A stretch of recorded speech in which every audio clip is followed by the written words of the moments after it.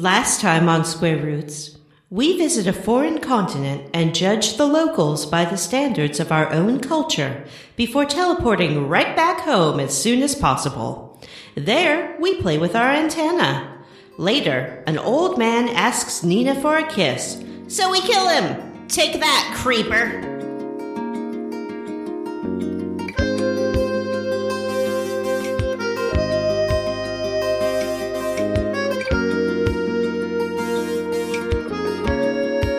Hello, and welcome to Square Roots, the classic RPG podcast. My name is Matthew Van Zandt, and I'm joined, as always, by the two best co-hosts in the history of co-hosts, John Brandon. Hi, Johnny here. And Vanessa. Hello, I'm Vanessa, mistress of the graveyard. I'm Atticus Cemetery. I'm Bloodletter Smith. Square Roots is a classic RPG podcast where we play your very favorite RPGs, one chunker at a time. I love Sort of that like- pronunciation. It's so sophisticated. Thank you. What do you think? I think it's great. Rate my introduction to the show. I rate it interested face, which I think is Okay. like a 3.5 on the scale. That's a Well, the little hurtful. 0.5s John, are the thumbs up. John, do you also want to go ahead and let me down? Yeah, I think that interested face is good. Yeah. Like, All right. You have my That's all right. attention. I'm trying. Now capture I'm doing my best. interest. So that's all I can do. There's nothing in the rule book that says that a dog can't host a podcast. Yeah, or else you'd be out. Actually, if you look in the Square Roots rule book on page 4, I specifically wrote no dogs hosting the podcast. Oh shoot, you did. Well, Yeah. That's turns some out forward I'm not thinking. a dog, John. I'm a lone wolf. Awoo! I thought the kids say that you have two wolves Wolves aren't inside dogs. you. Oh, really? Yeah, Yes. that's what the kids say these days. They're like, there are two wolves inside you. One of them's a pumpkin spice latte, and one of them is Zayn Malik's solo career. What? That's the meme. The only one I've seen that said there are two wolves inside you. One of them is gay. The other one is gay. They're both gay. I mean, that's just the don't know. truth. It's not a, I don't... What? it's not gay bashing. I don't know. That's just what I saw, man. Vanessa, is this what happens when I turn 40? Suddenly all the memes turn scary and baffling?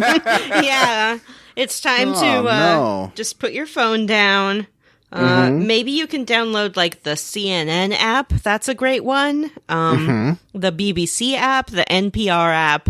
I would just go to those places from now on. Maybe TED Talks has an app by now. I'm not sure. That's a good place to find out what the kids are doing, because one of them will get up on the stage and do a little comprehensive presentation about youth culture. Now, the only TED Talk app I have is motivational speeches by Ted DiBiase. So it's just a wrestler yelling at me to get up. Oh, does it work? Get out of bed! Oh, golly. Get out of bed! No. Get out of bed! I hate Get out of that. bed. No, stop. That's the kind of It's thing a that will really make motivating me app, so I No. recommend TED Talks, the No. app.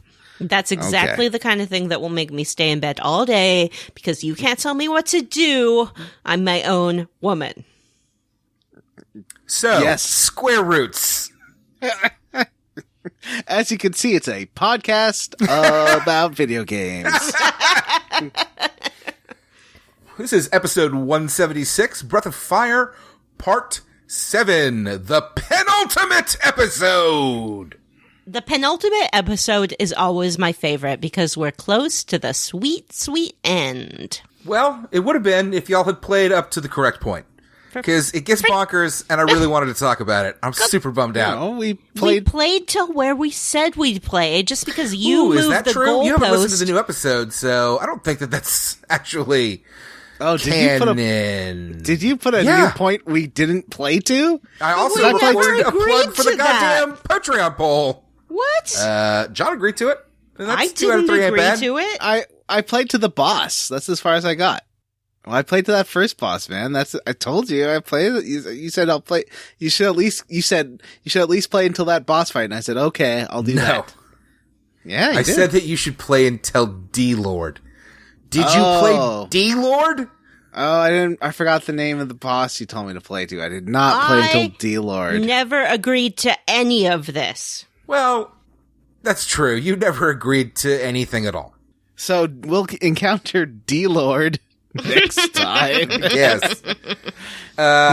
Sorry about that, listeners. There's a bit of a miscommunication. It's not a miscommunication. It's a hijacking of our carefully planned out system. Our careful... Ooh, don't... That's not true.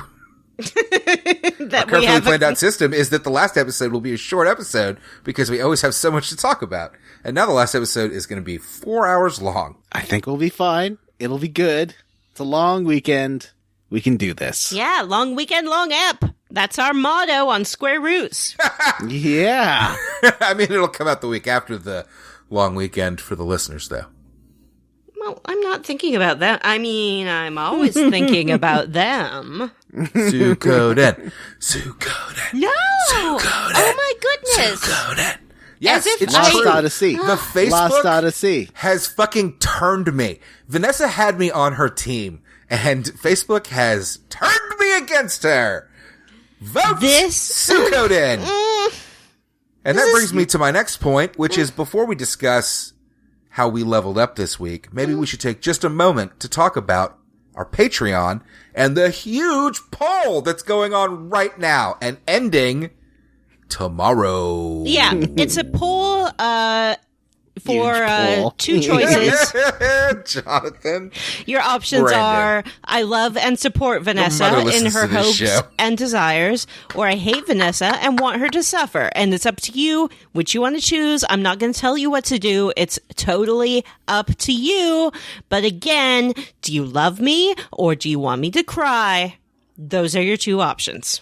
But we've had some listeners express those- discomfort with the hosts putting too much pressure on Fine. I love to play listeners to games, choose and I'll play whatever you choose. They all sound their really game. good.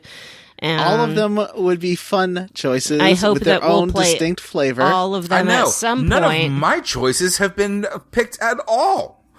Nobody gave a shit about Baldur's Gate, which I thought Baldur's Gate was going to be like gangbusters. I thought all y'all nerds would come in and be like, Baldur's Gate! No, actually, John, especially after listening to the episode that you and Jim recorded, might I add, behind Matt and I's back, which was Yes, that was quite the shocker. hilarious and have great, been and betrayed. I loved it.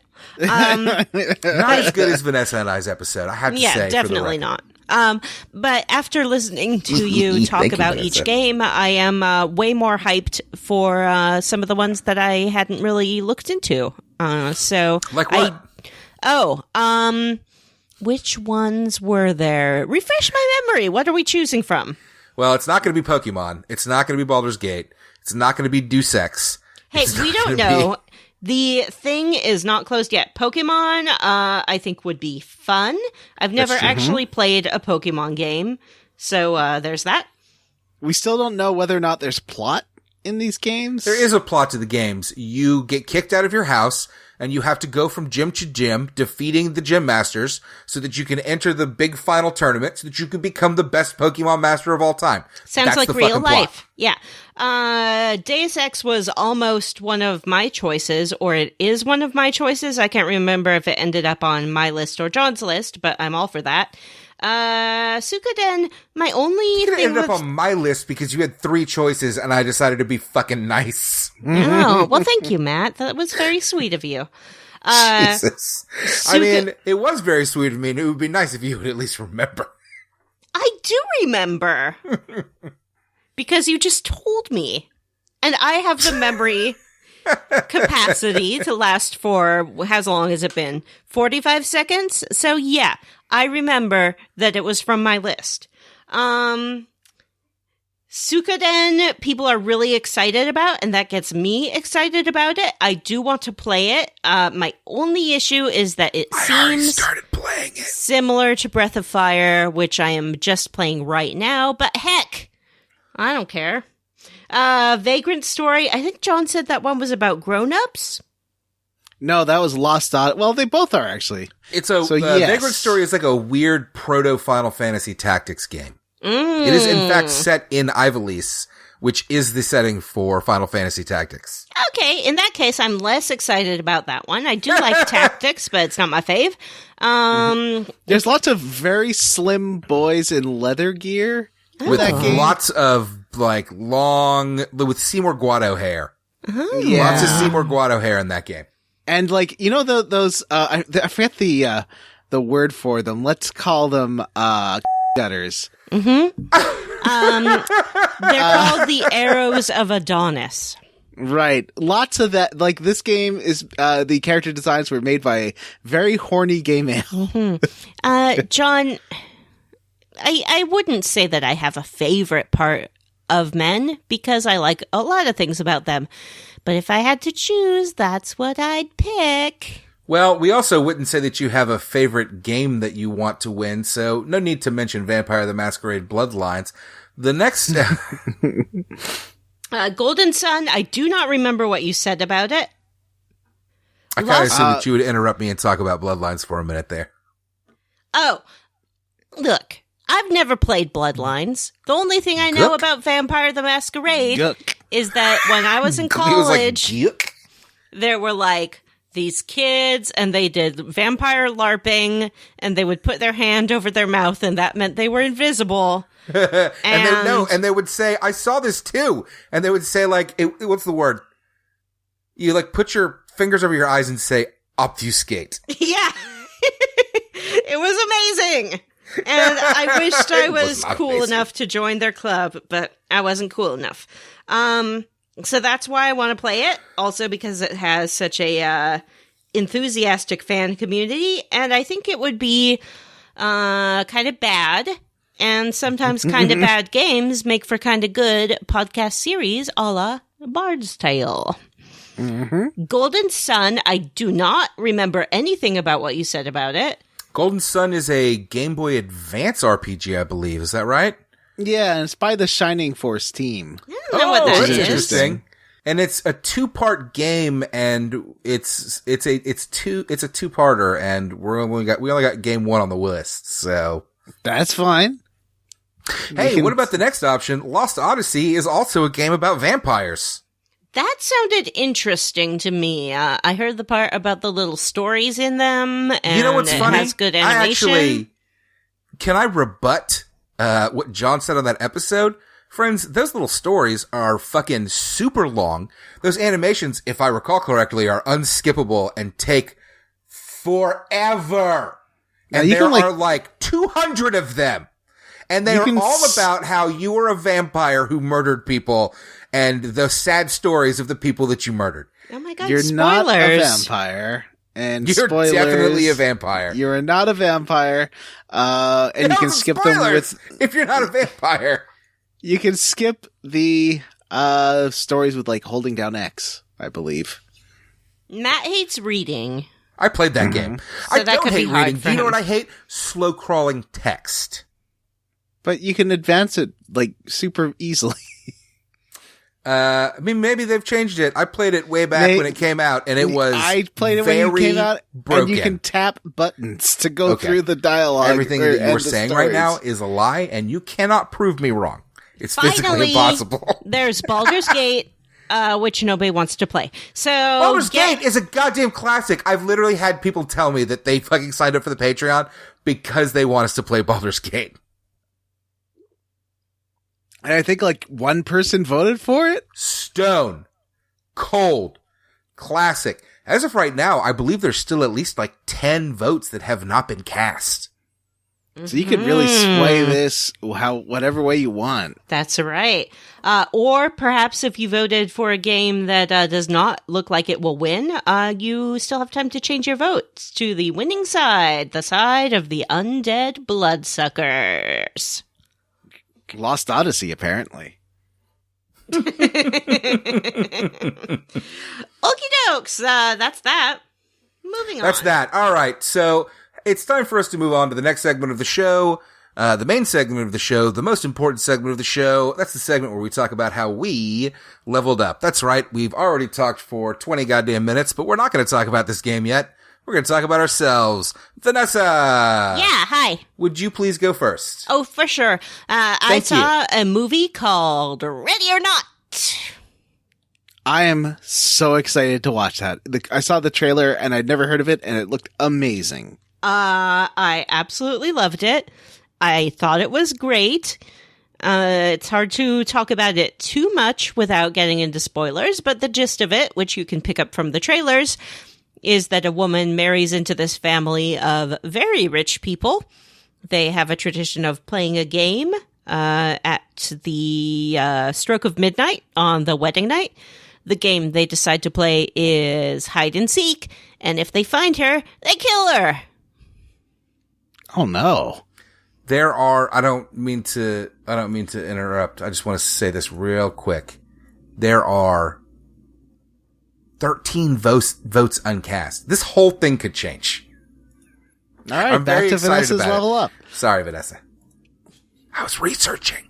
Yeah, Matt has been refreshing the Patreon every day, all day. I'm very excited about this vote. Yeah, he's watching it like it's a horse race. It's fun. I love it. The campaigning has been delightful. Now, I noticed Ready or Not is an R-rated film. Arr. How gore, because I don't like super gore. Mm-hmm. How nervous do I have to be about this film? So I would not say that it's a particularly scary movie. Okay, that's good. I think that most of the R rating came from the language. There is more than one F-bomb in the movie, or however many you're allowed to have in a PG-13 movie. Well, it's an R-rated movie. Yes, well, that's what I'm saying. That's why it's rated R. Oh, I see what you're saying. There are two. Arr. There are two major moments of gore I can think of, but I would not put them at anything beyond what you'd see on The Walking Dead, for instance. Okay. So there are a couple of effects, but it's not torture porn in that kind of sense. Okay, good. Well, that's good. Yeah, and Good. it's I would say that it's primarily a humorous movie. I do like humor. Yeah. And in fact, some of the violence is nigh on cartoony. All right. Well, I will go see this film if it gets your thumbs up. It does get my thumbs up. I really liked the main woman. Unfortunately, her name escapes me right now. I don't think she's done much in the United States. She's a Australian actress. She is not Margot Robbie, which some people got that impression from the trailer because they look a little bit similar, but she is a entirely different person. She did a great job. The supporting characters are these character actors, and they are really given free rein to be kind of wacky and out there, which is great to see. And That's cool. Andy McDowell is in it, and I always like to see Andy McDowell. I do like Andy McDowell. But Wait, no, I don't. Oh. She ruined 4 Weddings and a Funeral. I hated her character in that movie. That's the character that you dislike. It's not her. That's true. That is true. But really what the movie is a mockery of the super rich, and I think we can all get behind that these days. For sure. Speaking of super rich people, Matt, That's me. how did you level up in your baller lifestyle? I leveled up by going to Popeyes. Friends, have you heard about the latest craze sweeping the nation? It's the Popeyes chicken sandwich.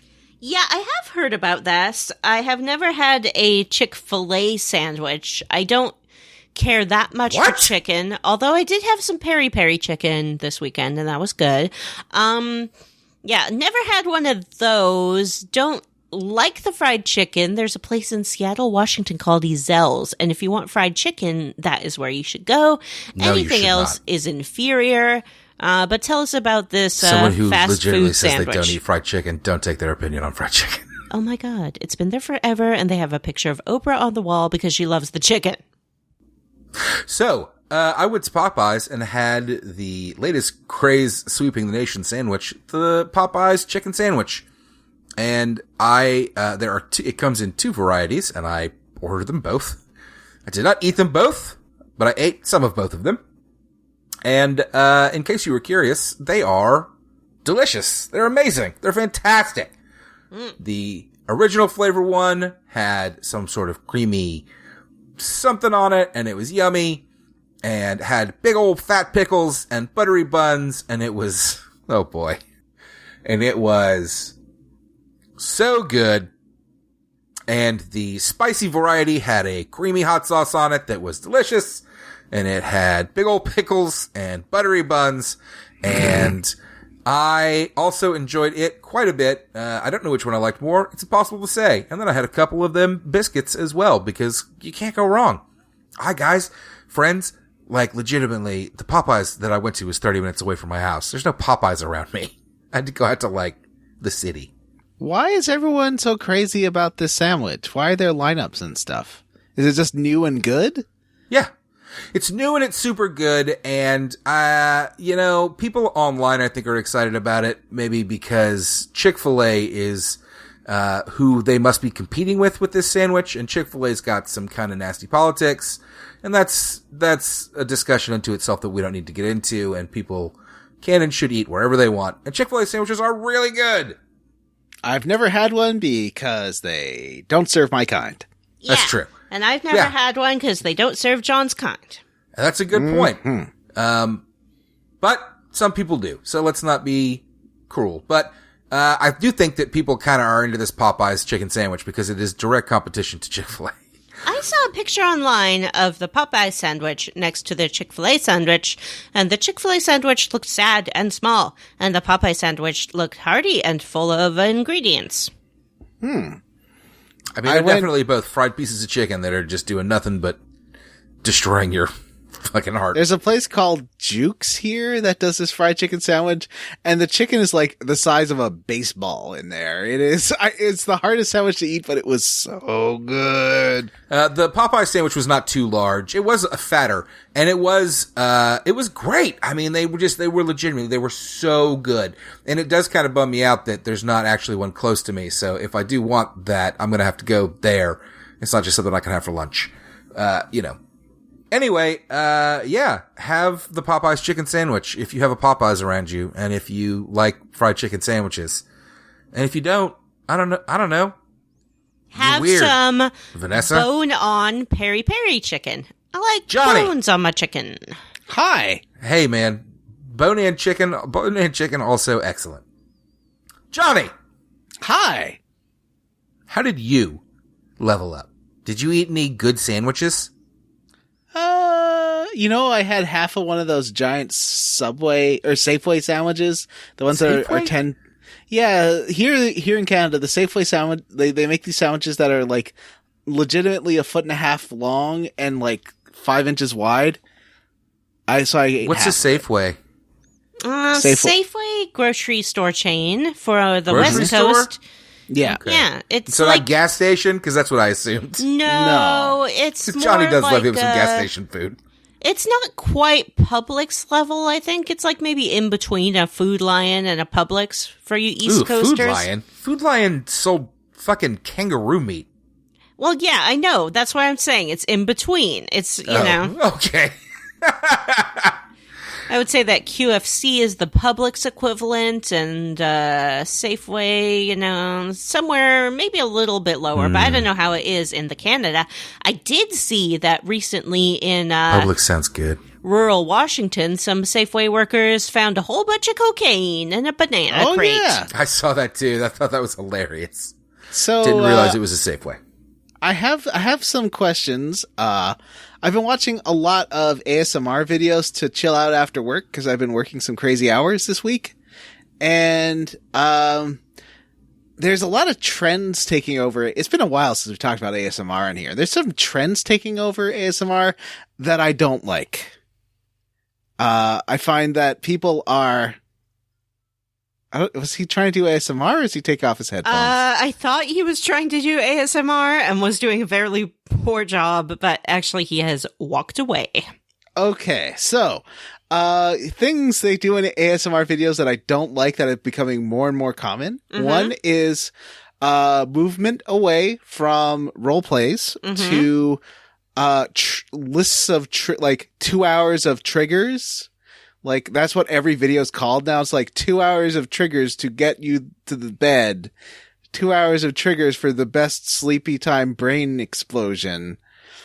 And they are, and even in the role plays now, it's like all this other crap's kind of seeping in. Like, they'll be, being a makeup artist, but then they're like, here's the bottle. And then just tap on it for like 2 minutes instead of just doing the damn role play, which I like. It's like, God, no, just stick to the story. What are you doing? You're ruining it. So you're not being transported to a fantasy world. No, it's not like helping me zone out. It's just like, and I find tapping very irritating, but not as irritating as this other thing where the ASMR artist will repeat the same word over and over and over, which I really don't like. Oh. Like, they'll be like, and this will have you looking shiny and beautiful, shiny and beautiful, shiny and beautiful, shiny and beautiful, shiny and beautiful, shiny and beautiful, shiny and beautiful. It's like, oh God, don't do that. No, no, don't do that, ma'am. That's kind of creepy. I don't like it. And there's a lot of like thing, and so it's become more like, I think they've zeroed in on what a lot of their viewers and listeners want, but it's not what I like. Yeah. And I'm not gonna like make comments, they're making the videos that get their money and their clicks and everything, but it was so cute and fun for a long time, but now it's like this kind of weird, well, it's always been kind of weird, but it's just this weird way that I'm just not enjoying as much as the old videos. And he's up on the tapping. I'm sorry to hear that. There's still a couple of ones who do like old school style videos, but they're a lot less. I found probably not a new practice, but new to me kind of video, which is urban river diving. Have you seen these? No. These are fellas, usually fellas, there may be some women doing it, who pop on either some snorkel or some scuba gear and go diving in urban waterways with metal detectors and pull out usually tons of sunglasses, but they'll also collect the garbage that's down there and then take it to the surface and throw it away, so cans and things like that. And then sometimes they find very strange things indeed, like just chunks of unidentifiable metal and things like that. But I like it because it's like underwater and it's kind of peaceful and floaty, and then the thing beeps and then you're like, what's it gonna be? And then they pull it out and it's like, it's Ray-Bans! Yay! Oh, so it's like an unboxing video. Yeah. But they're unboxing from the water. They're unboxing from the water. One of them found like a portable speaker that still turned on when he pulled it out of the river. That's crazy. Yeah. Wow. So, pretty cool. Maybe you'll enjoy that. I don't know. Huh. All right. Well, yeah, that's about it. Other than that, I've been listening to some old 90s jams like All Saints. That song is very bad, but also very good. Is that the one that's about how you're a rock star, get your game on, go play? No, that's the one about never ever have I ever felt so low. When you gonna take me out of this black hole? That one. I don't know that one. It sounds terrible. It's to the tune of Amazing Grace. But Questlog time, maybe? Ba-dum-bum. Questlog! Good news, gang. It's time for the Questlog. That is good news. Pen Ultimate Breath of Firae 3 episode.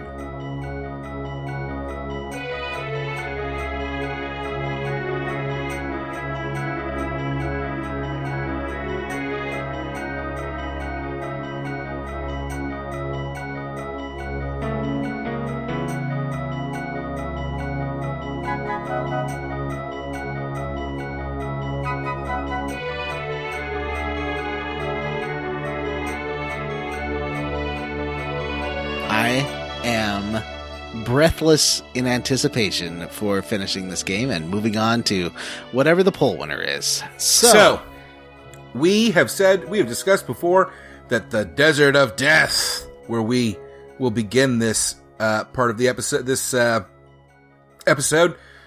is where I left off when I played this game as a teen. Yes, and now I know why, because getting through the Desert of Death involves reading and comprehending instructions, and we've already discussed how Matt doesn't read, so I think that's where you got hung up. He was very into Rage Against the Machine at the time, and he's like, fuck you. I don't think this is that old. I won't do what you tell me. I think I was real into my Limp Bizkit at this point. He's like, I'm going my own way. I don't have to follow the stars. I could be my own person. And this section is the most Sierra gamey section of anything we've played. That's not a Sierra game. No, I don't think it's bad, but it reminds me of several sections in like King's Quest V and Quest for Glory and a bunch of other games that do this kind of exact thing. John, why don't you tell us long? Vanessa, why don't you tell us how this mini game-ish area works? Okay. So we start out with our friend. His name is Horace. His name is Horace. And John kept calling him Horse last episode. He tells us how to get through the desert. And the way that we're going to do it is through celestial navigation. Yeah.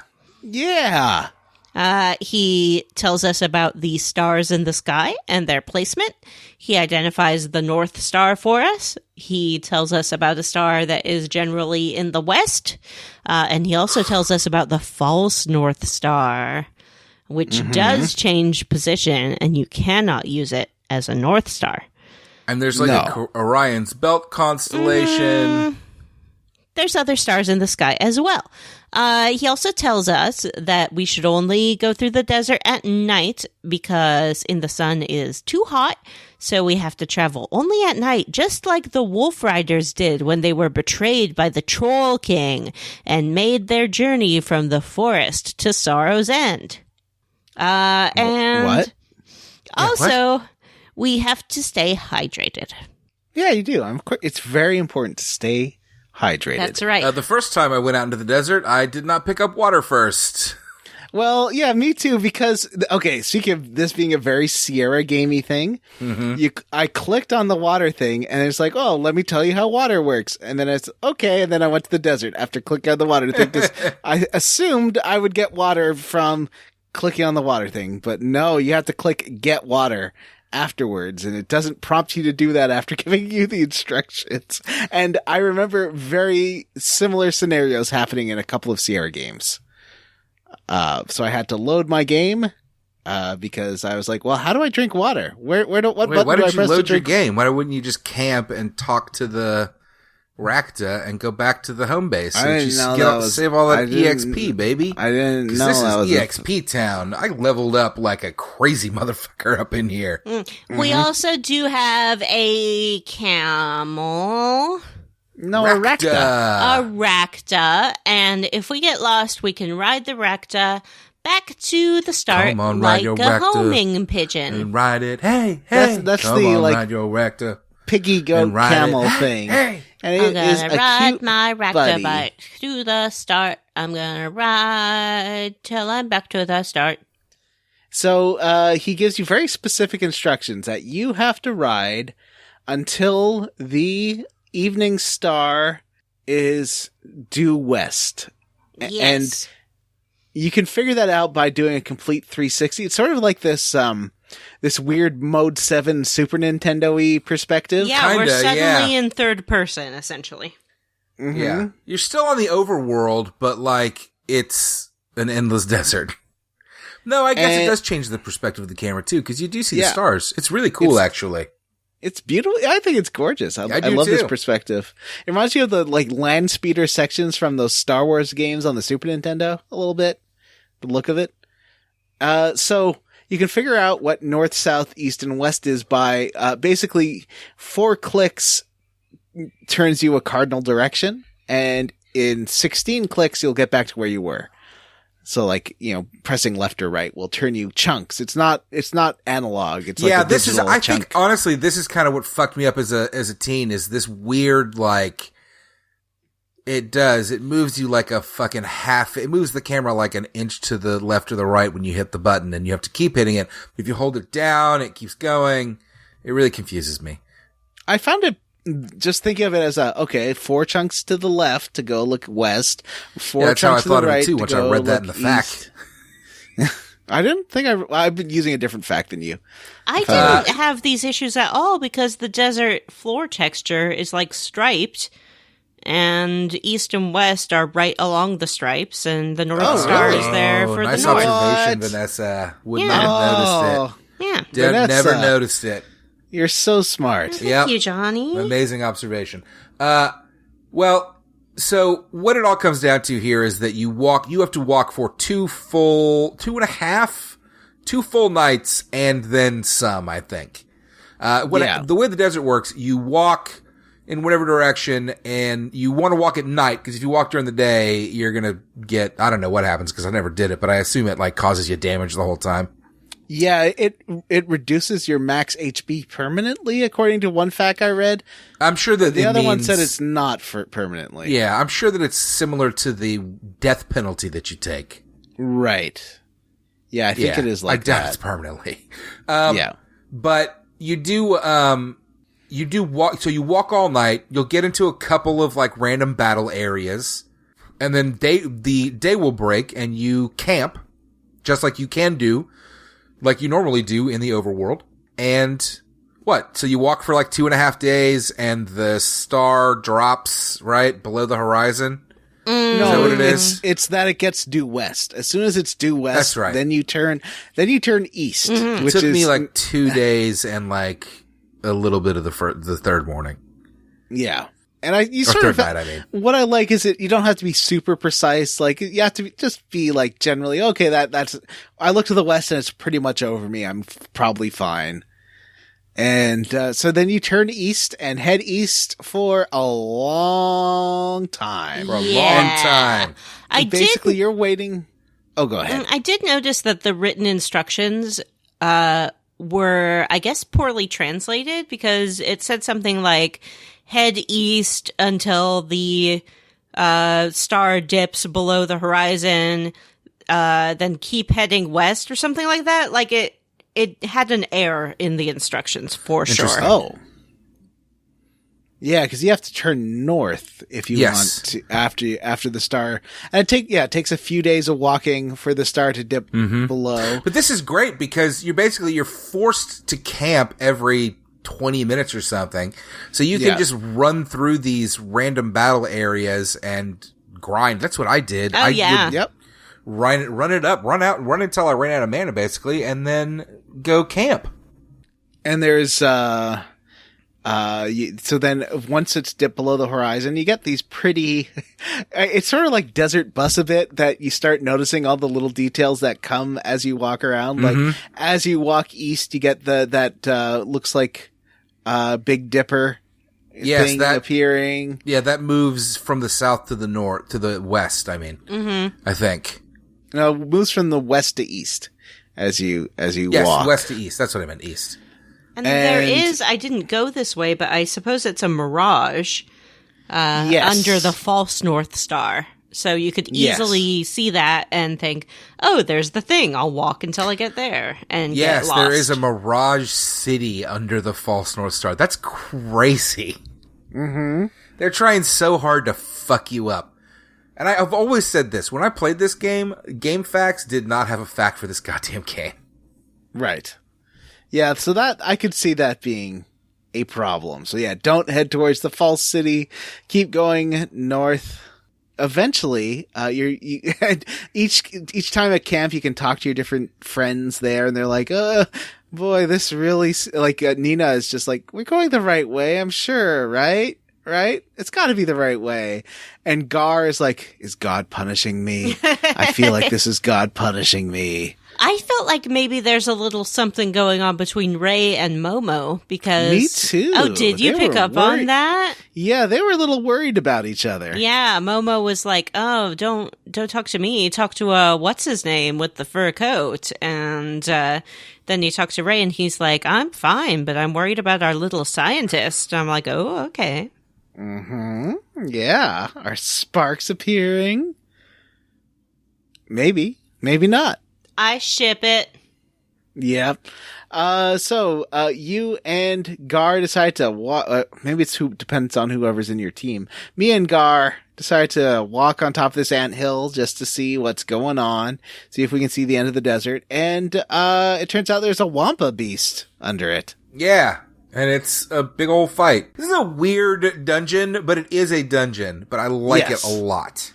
Yeah, this is fun. This is very definitely creative.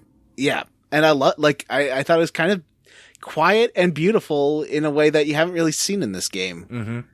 I mean, I feel like I honestly feel like I agree with you and feel like that applies to most games that we play.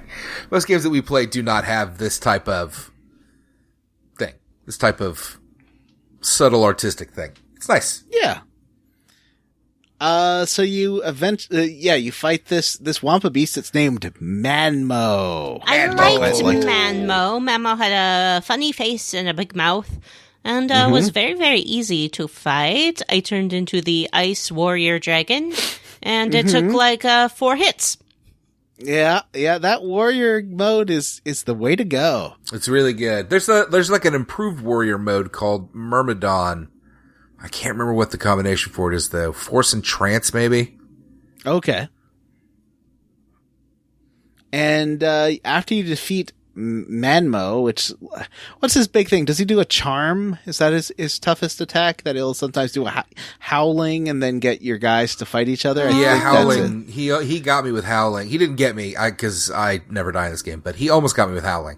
But I managed to, some of these fights, the desert really kind of wore out some of my supplies. Some of this stuff I was like using ammonias on each other, on characters to, instead of, cause I was out of the MP and didn't want to waste good stuff. And once again, the guides are always like, and now, of course, since you're using Mariloop, learn this spell and then use this formation and then use this ability. It's like, what? No. I don't have any of these things. Yeah. I haven't been following you the whole time, guide. No. And that's the master stuff is super unnecessary. It is, I mean, it does, certainly there are benefits to it, but it is not.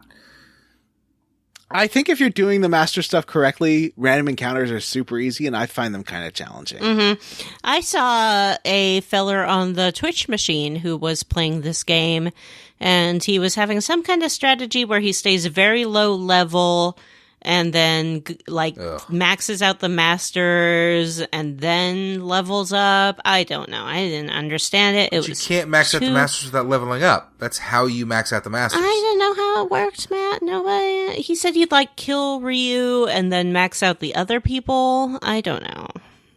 That sounds like way too much. I am not following a guide for the masters or for really the fights at all, and find them pretty easy just by hitting them a lot. I think that now this guy definitely that howling thing, which casts I think random status effects, but seems to hit everybody with confusion, which is the worst goddamn thing. Is a little tough, but other than that, you just got to hit them a lot, and they'll die. I've been remembering to equip items that do lower chances of status effects, but there once again the very helpful fact is now use the 3 balance rings that you've got from the fairy item store. That's crazy. You really thinking a lot of me here, Fac. I don't have any of these things. No. But once you destroy him, unfortunately, Nina passes out. Yeah, we get a little bit of plot here. Nina has heat stroke, and you have to Well, at first I was like, well, can we rest? It's like, no, she's not really going to get better because we don't have enough supplies to let her rest long enough to get better. Mm-hmm. And magic won't work. And she can't be moved. Nope. I found this very relatable because I am prone to heat stroke. Porky! Yeah, I remember. Sorry, Porky is here. It's a little Porky break because Porky's here. Mm-hmm. Hey, Porky. So, I don't know if I would have figured out what you had to do without reading this in a fact, and I kind of wish I had, or that someone had hinted at it. I figured it out. Oh, really? Mm-hmm. What made you figure it out? Well, so I thought that since Nina was hurt, I should ride my camel back to the start. And I was like, I don't want to do it all again. I hope there's some intervening thing. But you take Ryu and you go look at the camel, and it says, riding through the desert is just one of the camel's skills. So I'm like, okay, what is this camel skill? I saw that it was standing by a cactus, and I know that some cactus you can chop in half, and then there's nice water in there. So I tried to do that, and it didn't work. And I was like, well, maybe if I, I don't have a carrot, perhaps I can use the stick to motivate this camel to use its secondary skill. So I did hit it with my sword, which did make it go die. You monster. No one has ever been more of a monster towards an animal on this podcast. You cut the rakta open and you take it inside the tent and you put Nina inside it, and she survives the night. It's amazing. It's a miracle. Mm-hmm. Perfect. And you thought they smelled bad from the outside. I did wonder if I could have chosen to kill Nina instead. What? What the fuck? Because I did not try chopping her with my sword. Because the characters really act like Ray is like, oh wow, you actually killed it. I didn't think you had it in you. So I'm like, well, that implies that there was some kind of choice. Like, maybe I could have killed Nina instead. Just be like, you're dead weight. Bye. But this means you have killed your only means of getting back. I don't want to go back. I only want to move forward. Mm-hmm. Plus, I know how to get back. You just go... no, I guess I don't know how to get back because I wouldn't know how far south to go. Oh, I know what I could do. I could go west until the star. No, because I don't know where it was. You're right, John. I'm trapped. Mm-hmm. You are, but there's nothing to do but go forward. And it's a nice little emotional moment. And, I felt very bad about killing that Rakta. I'd grown fond of my Rakta buddy. One thing I liked about this desert section is that if you camp during the evening, everyone is around the campfire complaining, except for Piku, who is asleep. And if you camp during the day, everyone is inside the tent, extra complaining about the heat, except for Piku, who is asleep outside. He's totally fine. Mm-hmm. That's because he's a mutant piece of garlic. So, after you've resuscitate Nina with the life-giving meat of the Rakta, you end up crawling by this point into Oasis.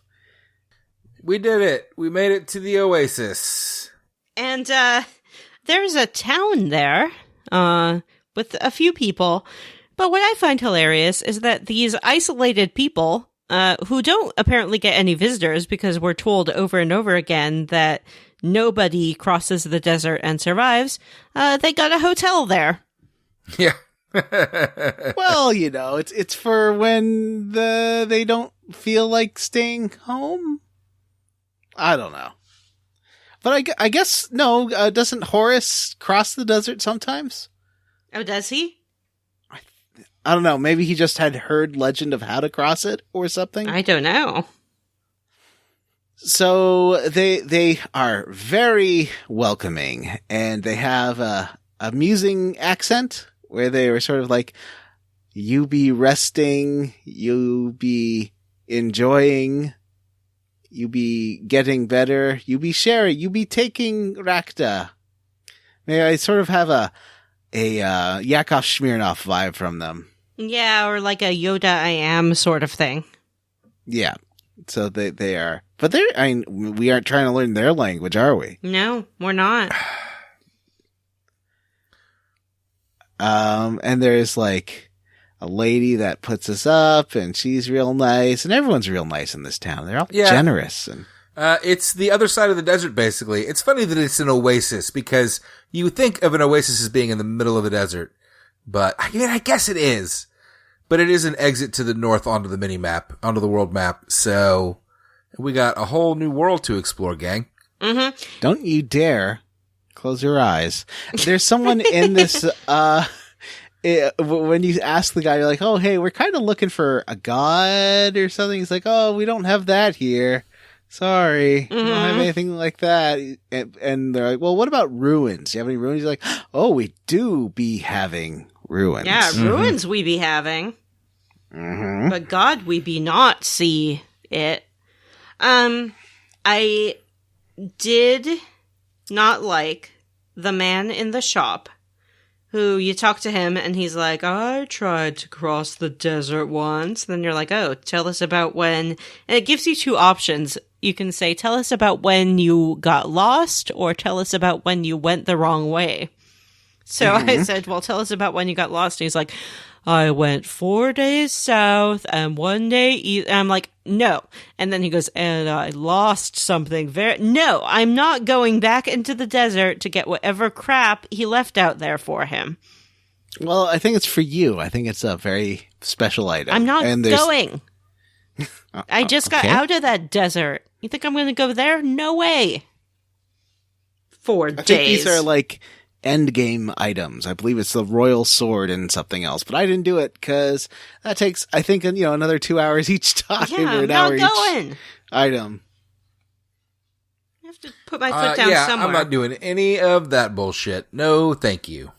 But did you go to the container area? I did go to the container area. If you have Gar with you, you can break the crate that was that you used to get, I don't know, some gene. What was there? The Force gene, I think. Something. Yeah, no, not Force. Trance, maybe. One of the important ones. And maybe it was Failure. I don't know. But you break the crate, and now you can teleport. And you can really kind of finally get, which, boy, they drug it out, which kind of sucks, but you can finally teleport around the map, basically. It's pretty handy. It is. I still wish it had like a teleport to this town kind of scenario. Yeah. It doesn't. You can go from relay point A at Steel Beach to relay point B at Windia Castle, and that has more options, and that'll take you over to, like, the mines, because I had to go there a couple of times, and I was real happy I didn't have to go to that stupid fucking mountain again. I've had to go through that mountain like 4 times. I'm not happy about it.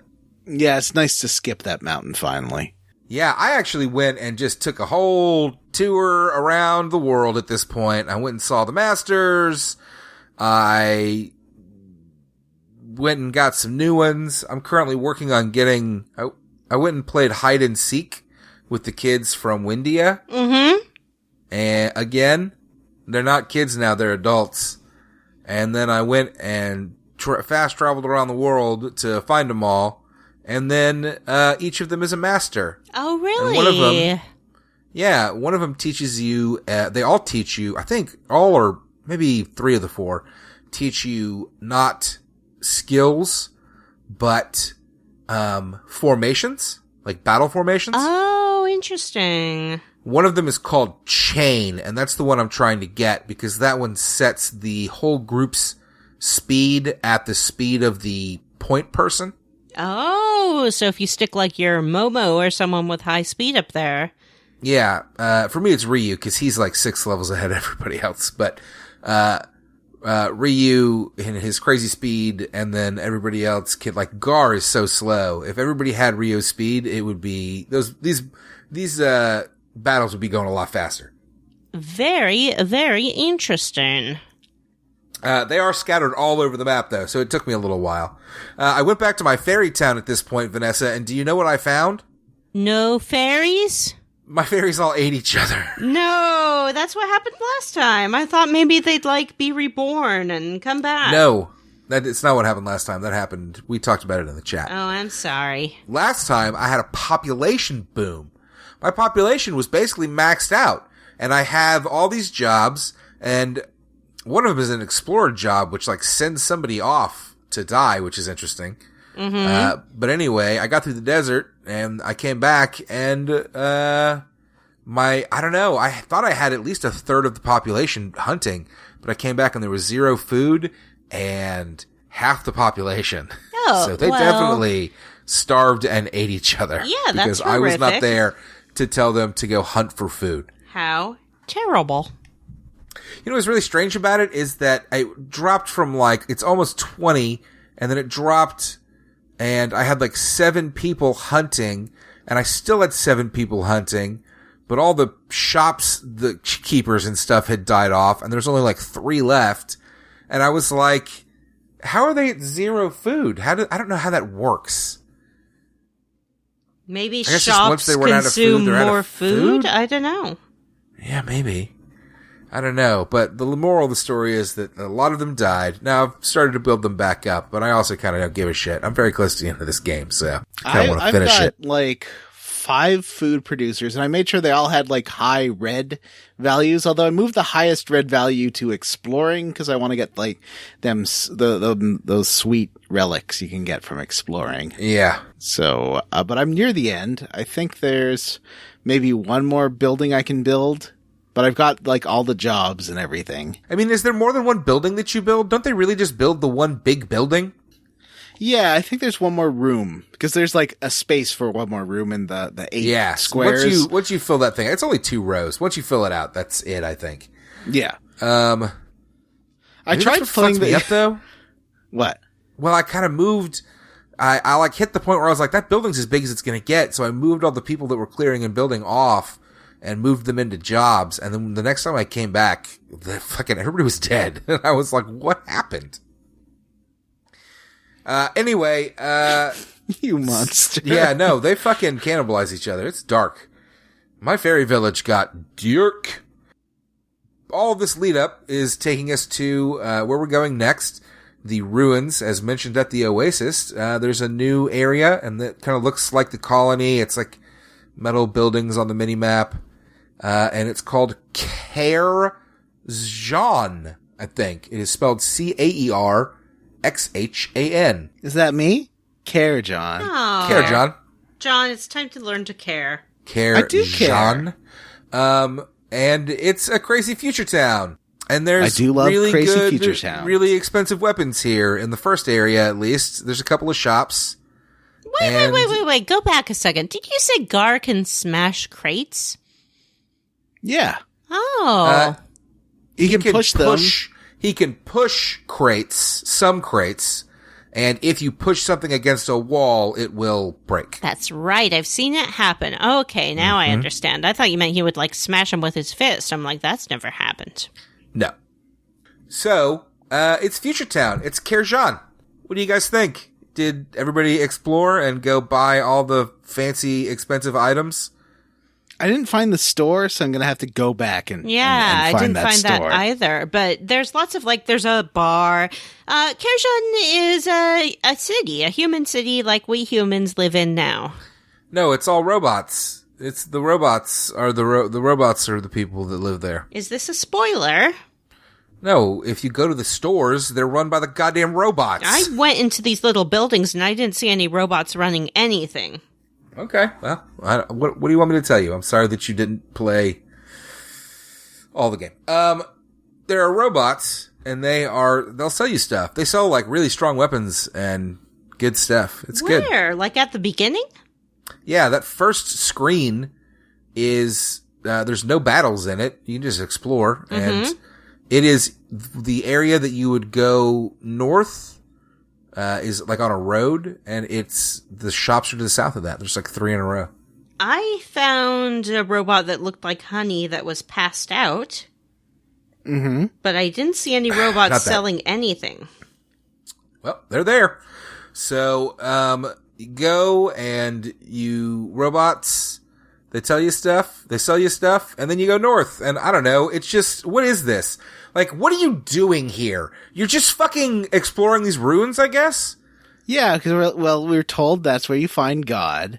In ruins? And you start, you pressing buttons around randomly, and then it's like activating lift to Myria. And Myria Station. Myria is the god. Myria though. Orbital Station. I am going to outer space. Yep. It's like a space elevator. It's really fucking short for a space elevator. I am excited I think it's like a montage when you're taking it up. I don't think that's supposed to be real time. Well, I mean, I've definitely been using it to go up and down a lot because, the shop's down there. And outer space. I've gone out a few times. But you head up to Myria Orbital Station, and there are 2 paths. There's a green path, and there's an orange path. We think this is the orbital station? I mean, once you go up that space elevator thing. That's you are on the station. I thought I was still getting ready to go to space. I'm already in space? Well, you're in space. I don't think it is in space. I think it's in the sky, but it's... Well, no, I guess it's an orbital station. No, I thought I just went up a hill or something. I think we haven't reached the station yet. No, I'm pretty sure you have. Yeah, we definitely have. What? This is the space station? It's a space station. There's sunlight. There's no stars. Well, I think it's like low orbit. There's no and it's attached to an elevator, so it must be low orbit. I hate this space station. I thought I was going to outer space. I thought I was going to see twinkly stars and beautiful planets. I didn't see any of that. It just looks exactly like it looked below, except it's a little bit higher up this short-ass little elevator. I hate it. It was remember there's text over your ascent? I assume that meant that was like a montage. I didn't read that text. What were you doing? I was watching napping. TV. She was napping. No. Rondo and his companions board the huge machine, which is unlike anything they have ever seen before. Rondo? That's not his name. Rondo. Sorry, Ryu. Rondo is my name for Ryu. Anyway, you head up to the orbital station, and there, I don't know, what is it? You have to do a little bit of breaking in, a little bit more switch flipping. Yeah, you have to turn on some power. Mm-hmm. You need to get elevator activated so you can go down to the basement. There's some chests you can find. Yep. There's some laser beams you can get hit by. That's pretty fun. Yeah, there's some good stuff in here. And eventually you make it to this main hall, and you have 2 paths, a green path and an orange path. The green path is currently impassable, so you take the orange path, and here we have like a fun kind of little puzzle thing. It's a floor that is electrified, but there are 4, I think, circuits that you can move around, and each one, if moved into the correct pattern, will open up a path across. And there's also a monster in a chamber filled with gas. And you're like, oh, let's not fuck with that. And then Nina, the asshole, is like, oh, wait, look, there's a key card in there. We're going to need that. Just from prior experience. She's very right. So you turn off the gas. And then you go fuck with these circuits. How did we all feel about this puzzle that I definitely did not even attempt to not use a guide for? So, thanks to James Platt for being very patient during our alternity session today, because he let me attempt this while I was playing the game. So I was really not paying that much attention, and trying to do that puzzle I didn't get it. I mean, I once I saw the solution, I could sort of see how you get it. Like you're lining a few things up. Basically, if you line up the top rows in a way that makes sense, it works. If you look at the top rows as rows of 4, it's interesting. But I wouldn't have got this without any instructions, I think. What about you, Vanessa? I did it by myself. Wow. Oh, wow. That's impressive. No, thanks.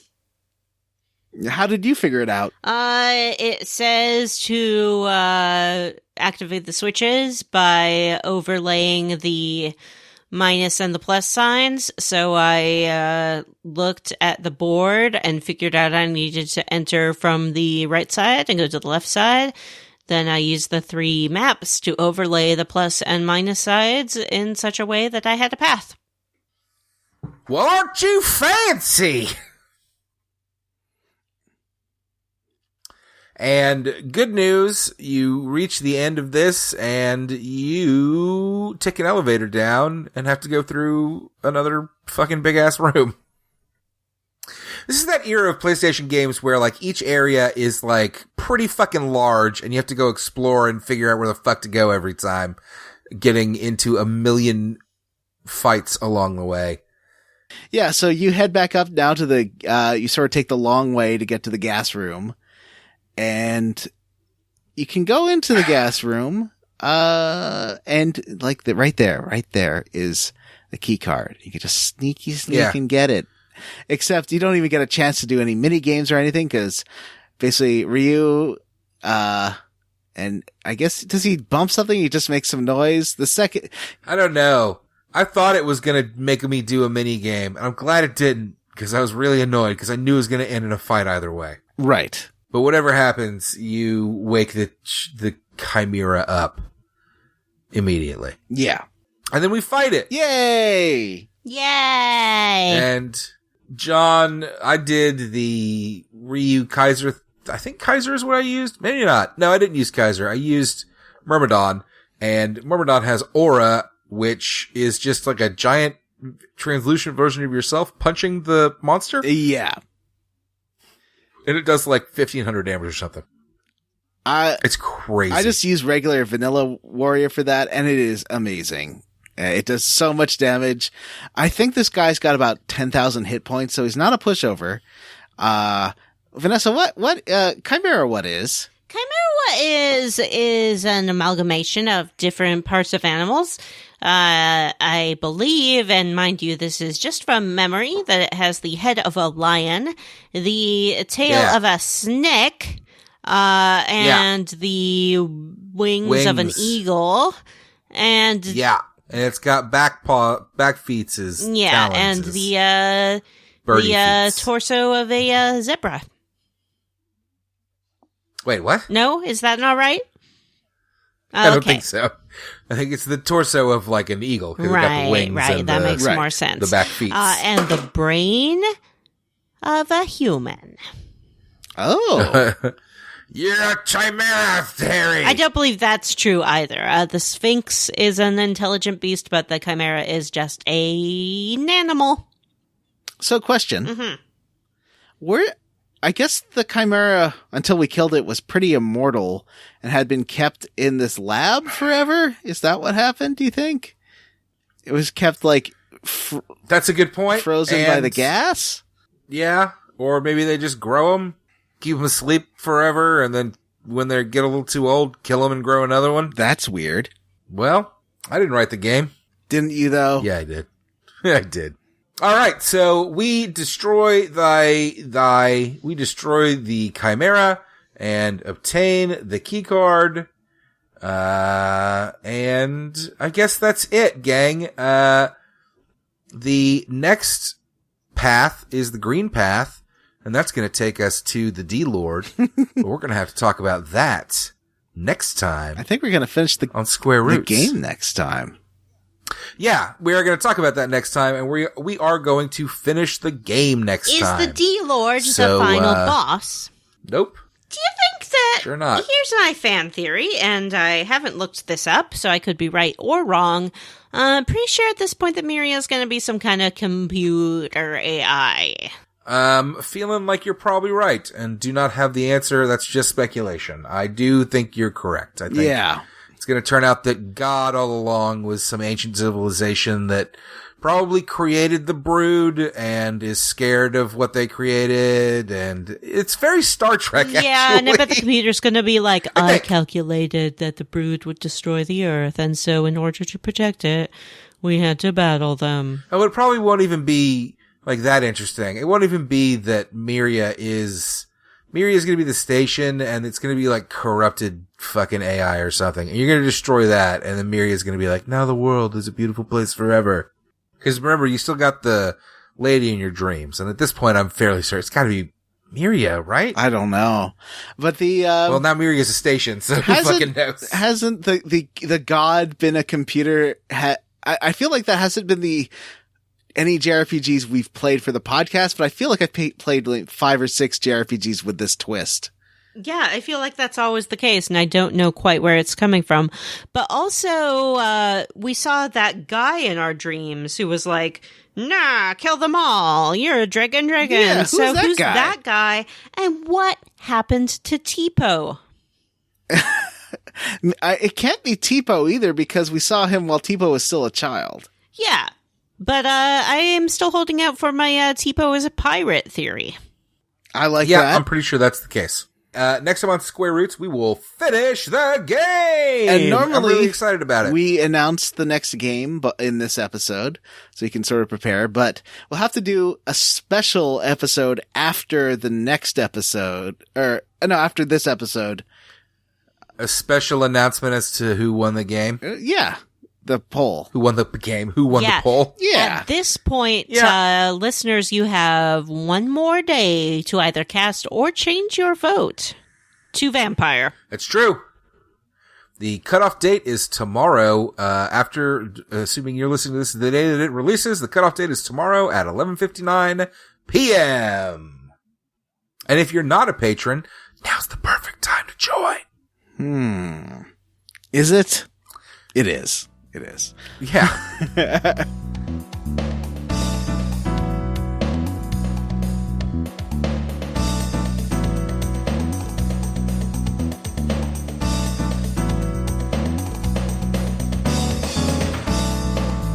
Jonathan. Yeah. Did you want to talk about your bullshit minigame corner? Really? Were there any? We did lots of fairy stuff, just for funsies. There's that floor. That was more of a puzzle. I mean, that's not more of a puzzle. That's a puzzle. That's a puzzle. There's crossing through the desert. Yeah, I guess that's kind of. I mean, the desert's kind of the biggest minigame of all. Yeah. Yeah. Has anyone fished lately, or is everyone kind of done with that? Yeah, I'm pretty done. I'm done with that. No more fishing, and that's fine. I mean, I'll just say for me, I'm past the D-Lord and diving into the next chunker on my playthrough. And I have kind of looked ahead a bit in the guide that I'm reading, and I'm done. This game is over. Like, I'm looking at what's left, and it's done. So, I'm not bothering to fish or to make money or do fucking anything, really. Have you been to that container area and fought one of the really hard enemies there? That apparently harder than any boss in the game? No, I haven't heard about it at all. They look like they're the wizard guys with the books. At least I think there's more than one, but they are crazy hard. Like, they are healing themselves 1,200 hit points a round automatically without the container where the warp point is. Yeah. There is I've a 10 gone and hung around there and never seen anything like 90% of the time you're going to fight tank bots, but 10% of the time you're going to fight the hardest enemies in the game. So you have to run away from them if you get not a tank bot in those areas. My party is weirdly leveled where, like, my Ryu is legitimately like 5 levels ahead of Nina, and Nina is like 5 levels ahead of everybody else. I have a weird party. Like, Ryu is my damage dude. So, but I managed to win a lot of fights just cause he's super duper strong. So maybe I did fight those and beat him. I would, they are really hard. I fought him and beat him for sure. Probably. Hey, why don't we talk about what we're squarely against? Ooh. Okay. Vanessa. Yeah. What are you squarely against? I squarely against? Gee. I didn't find anything particularly objectionable in this game. I guess I'm roundly for celestial navigation. It's a dying art, and if you want to be a real sailor, you better learn to sail by the stars. Celestial navigation. Do it. Yeah, it was cool. It was. This is one of the most interesting things that I've seen in one of these games. John, what are you squarely against?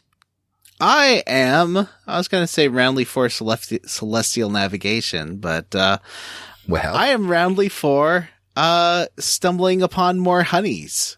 Oh, yeah. I like those Yeah. honeys. Mhm. They are adorable. aren't they adorable? What if honey is Miria? What if honey is Tipo? What if honey is Depot? Well, as for myself, I'll be roundly for. What did I like? I like the celestial stuff, but they stole that. I liked the honeys. They took that too. I'm squarely against still doing this segment. All right, let's move on. No. I'm roundly for the Miria Station turn. I like it. Again, I don't know. Come on, gang. It's pretty telegraphed, and it's also pretty cliche, but fuck it. It's fine. Vanessa, Yeah. special quick segment. Yeah, would you like to do a special quick segment? I would love to. I would love to do a special quick segment. Before the show started, we threw up a little AMA, and here we go. We're going to rapid fire off these questions. Question number 1 from Sean. What's the time limit on each question? Like 5 seconds. I don't know. Be real quick about it. Yeah, we'll right. give quick answers. What 90s cartoon do you guys think would make the worst live action remake? Ooh. Savage Dragon. Ren and Stimpy? Oh, that's a great Oh, boy. one. Oh, golly. I don't think I'll be able to do better than that. Ren and Stimpy for sure. That would just be disgusting. I don't think you want to see any of that in reality. Yeah, I guess Street Beavis and Sharks. Butthead would be similar in that it's just, it's past its time. From Steven. Yes. Which No fun. Gilligan's No fun Island with it. cast members are each of the Scooters? Oh boy. Seems like a bad question. Okay, Matthew's the professor. I thought, oh. What? I was, Oh, Vanessa was thinking what I assumed John was going to think, and that Vanessa was going to I'm think. the What she was professor. going to think.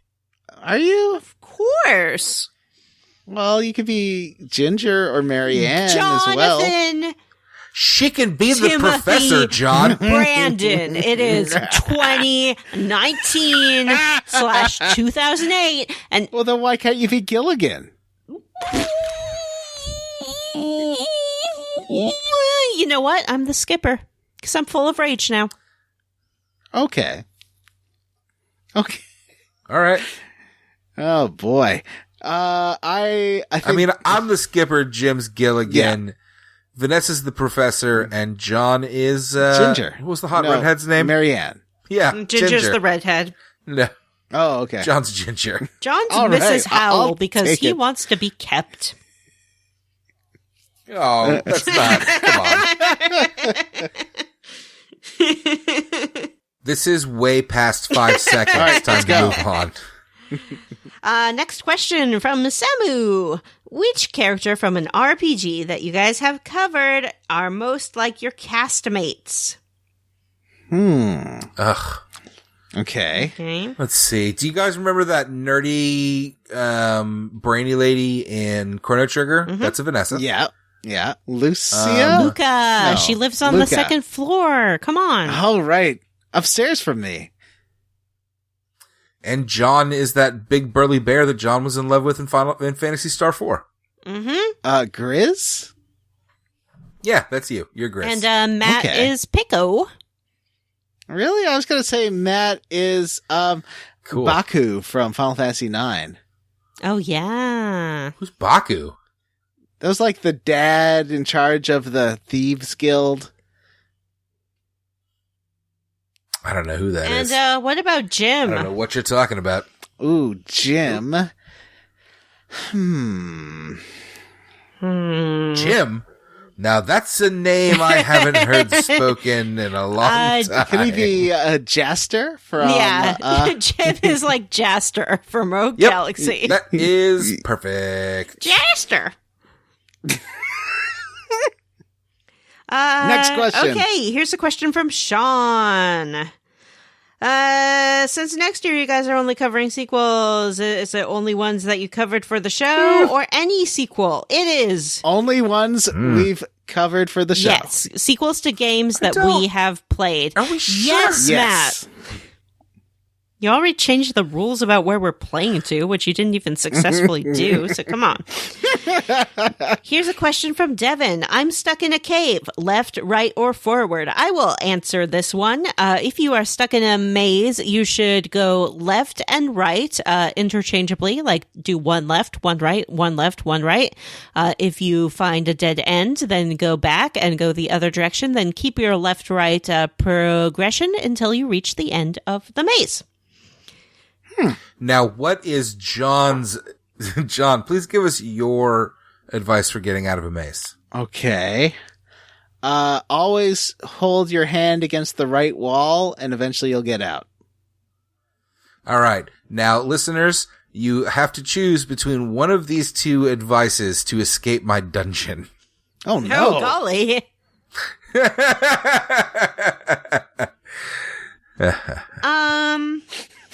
I like that giving up laugh at the end. Oh, here's a great question from Andy Best. How much sanity did you lose before realizing the desert's directions were translated incorrectly? I am the only one who noticed that. So, Whoops. no sanity lost on behalf of any party. It gave me pause, but I would not say that it drove me mad. Yeah, I was not using I was not using the instructions in the game. Wait, the directions were translated incorrectly? Told you that. She did. No wonder I couldn't fucking finish it! Yep. Yes, this may have been little baby Matthew's problem. This is some fucking bullshit, is what it is. Alright, moving on. Is that it? Are we done? This one's boy. from Dr. Stephen Stone. Why am I such a petty shit? I have met Stephen Stone, and he's not. It's a weird thing to say about Yeah, yourself. hope you're doing okay there, good buddy. Stan. Yeah, Stan, buddy, like, believe in yourself. You're a good person, and we all like you very much as a person. Come on. Like, have some faith in you. We have faith in you. Yeah. You do great things, Stan. We like working with you. Just do mediocre things and do them well, and we'll all enjoy them together. That's fine, too. Like Stan. We like Stan. Yeah, we're... Do we Stan? Of course we do. Greg Bailey, on a scale of 1 to 11, how hyped are you for the Final Fantasy, let me see, 5, 6, 7 remake? Like a 6? 2? 4, 3. Yeah. I mean, I'm gonna get it, I think and I'm gonna play it. Jim is but the most I do feel hyped. like he probably is. Because he likes... I feel like there's maybe more than a 50-50 chance that thing's gonna suck. Well, Jim likes Kingdom Hearts, and that's what it looks like. Listen, Kingdom Hearts, there's a lot of good stuff. There's a lot of good ideas there in the combat, and it fails to put them together. And Final Fantasy 15 kind of came closer, but also kind of made it dumb. So they're gonna try it again, and we'll see. Yeah. Anyway, Vanessa. Ryan. Can Vanessa sing like a little bit more than normal? It's a little too late in the Okay. episode for that, unfortunately. From No.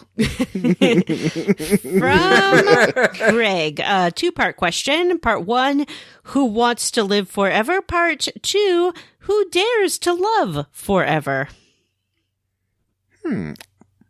I don't want to live forever. That seems like a nightmare. I do, but only as a member of the undead vampire.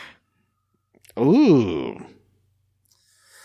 Oh, that's disturbing and not shocking at all. Ryan Miller asks, John, Can you tell us more about the American/Canadian hit Street Sharks? Well, they're sharks. They are anthropomorphic. It's twice Street Sharks has been brought up in this episode. It's funny. I feel like they are... What are their names? Jaws. Bronto. Bronto. Corrales. Corrales? And Mike. And Mike.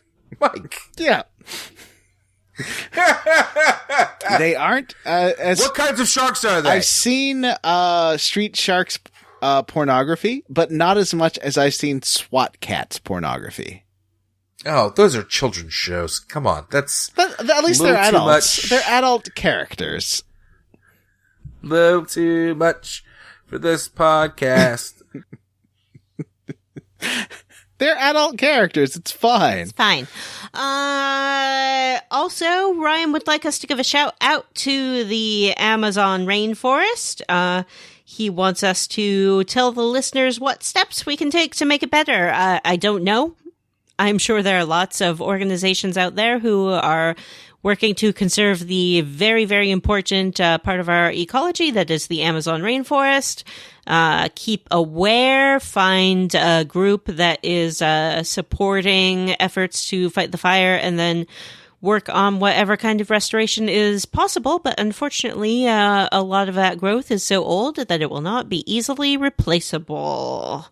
What a bummer. Yeah, I think just talking to... if you're not in Brazil, it's pretty hard, because they're the ones that can really have direct political action. We can only, write your politicians and say, like, hey, can you, tell Brazil this really sucks? Mm-hmm. Yeah, there is some discussion that some people in the government may want the fires to burn to clear more land for industry. It's all very upsetting, and we're all going to die. Moving on, Cowman Mosser asks, it's not really a question, actually. It's a question. Is the internet a series of tubes? Yes, it is. YouTube. PornTube. Yeah, TwitterTube. FaceTube. And finally, our last question. What are the host's favorite colors? Ooh. Orange. I love orange. Weird. What? Get out! How dare you! That's so weird. No one likes orange. You're the only, the second person I've ever known who likes orange as a favorite color. It's bizarre. Okay. This is a strange answer, I suppose, but I'm happiest in spaces that are full of, whites and shades of gray. I like pretty clean colors. White makes me happy. Not in human beings. That's just a word that people use to describe a pigmentation, and they pretend it means something. But when we're talking colors, give me those creams, those whites, maybe a very soft turquoise I like, or a pale green. I cannot wear those colors because I look best in gem tones. But if you put me in a room that's like one of those, sanctuary in a cloud kind of houses, I freaking love it. Subway tiles, yes, I'm on board. Matt, what about you? I like blue. Abudi. Okie dokes. We're done. Thank you for everyone who submitted to our Ask Me Anything. Hey! Let's go ahead and bring it up one more time, gang. You have until tomorrow at 11:59 p.m. to cast your vote for the next Square Roots game.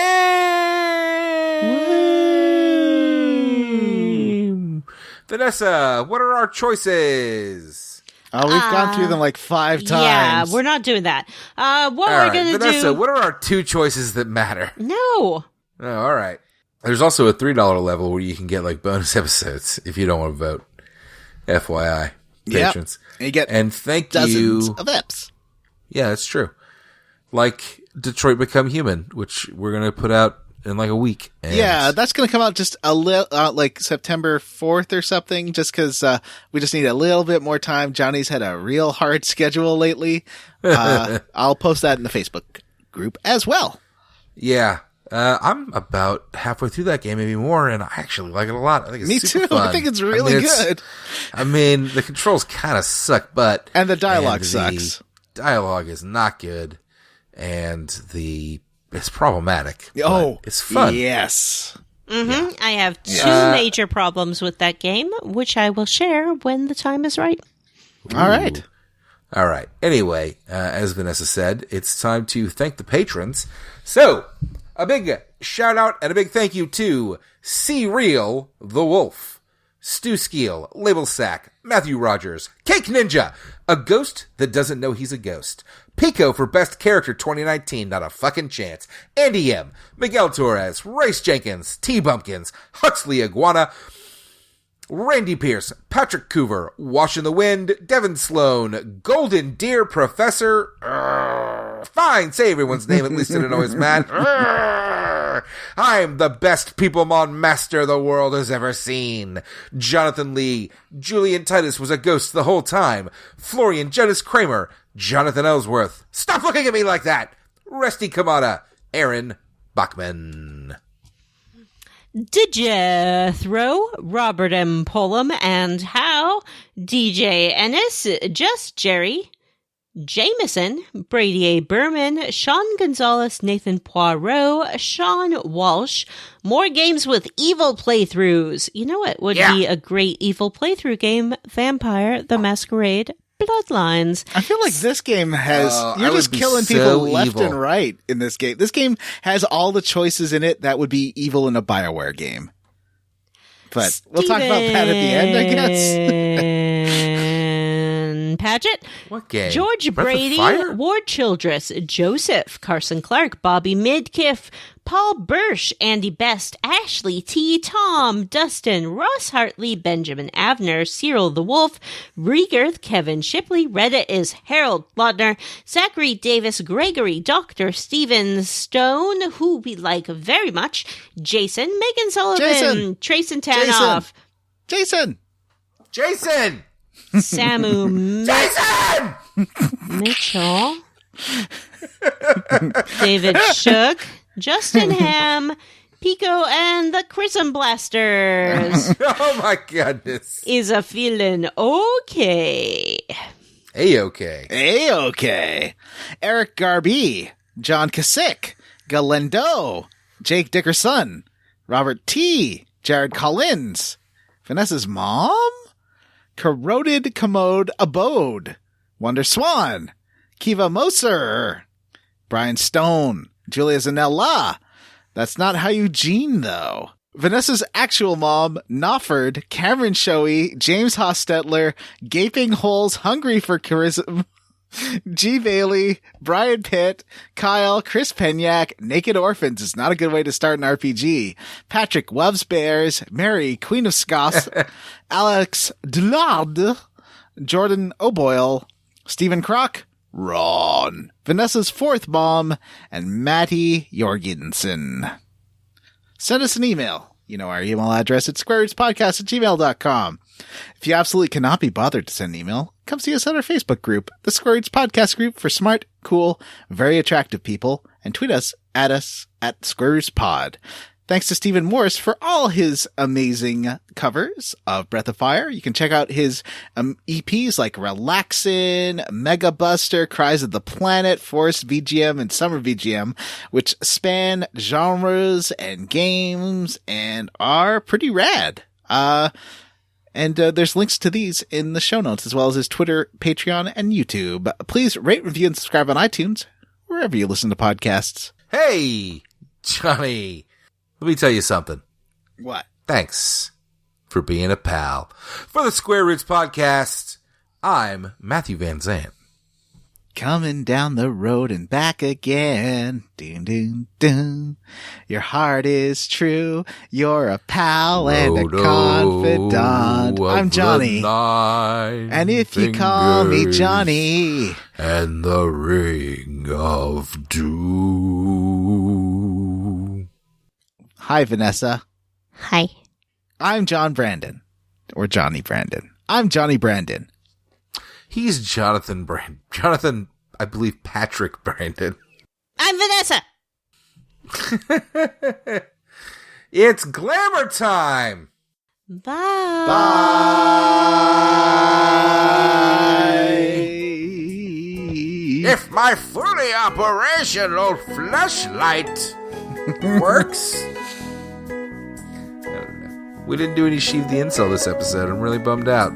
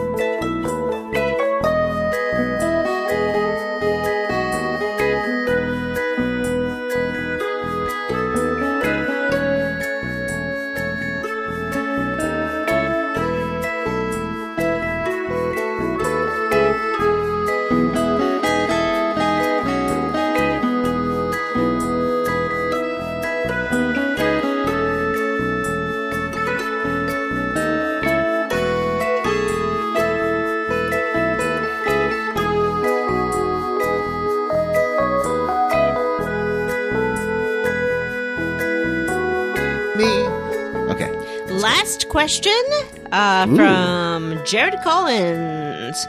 What are the host's favorite colors? I'm going to say orange. Wow. Weird. What? Orange. Get out! How dare you! Vanessa, do you like my choice? I think it's do you great. Not like my choice? Orange is a really popular color. A lot of people like orange best. It's What? the color of orange. That's the opposite of what you said last time. I don't know what to believe. I like to keep you on your toes. You know, John, I appreciate your choice of color, and I agree. Let's go Longhorns. Orange is our color. Yeah. Okay. Welcome Horns. Sports.